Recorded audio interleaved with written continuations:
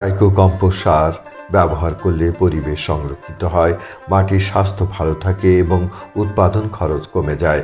ট্রাইকোকম্পোস্ট ব্যবহার করে জমিকে রাসায়নিক সারের প্রভাব থেকে রক্ষা করা যায়, জনস্বাস্থ্য সংরক্ষিত হয়।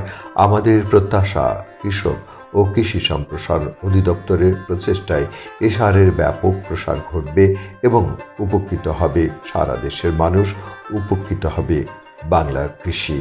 ট্রাইকোকম্পোস্ট হলো এক ধরনের উন্নত জৈব সার যা ট্রাইকোডার্মা নামের উপকারী ছত্রাক দিয়ে তৈরি করা হয়। এই ছত্রাক মাটির ক্ষতিকর জীবাণু দমন করে এবং গাছের বৃদ্ধিতে সহায়তা করে। এটি মাটির উর্বরতা বাড়ায় এবং মাটিকে ঝুরঝুরে করে। ট্রাইকোডার্মার ক্ষেত্রে কিছু জিনিস অবশ্যই মাথায় রাখতে হবে। এটি সরাসরি রোদে না রেখে ছায়া সংরক্ষণ করতে হবে যাতে উপকারী জীবাণু বেঁচে থাকে। আবার রাসায়নিক কীটনাশকের সাথে একসাথে ব্যবহার না করাই ভালো, কারণ এতে উপকারী ছত্রাক নষ্ট হতে পারে।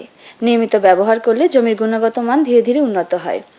সবশেষে কৃষক ভাইদের উদ্দেশ্যে বলবো, ট্রাইকোকম্পোস্ট শুধু একটি সার নয়, এটি আমাদের মাটির সুস্থতা রক্ষার একটি টেকসই উপায়। আসুন আমরা সবাই মিলে এই জৈব পদ্ধতি ব্যবহার করে নিরাপদ ও বেশি ফলনশীল কৃষি গড়ে তুলি।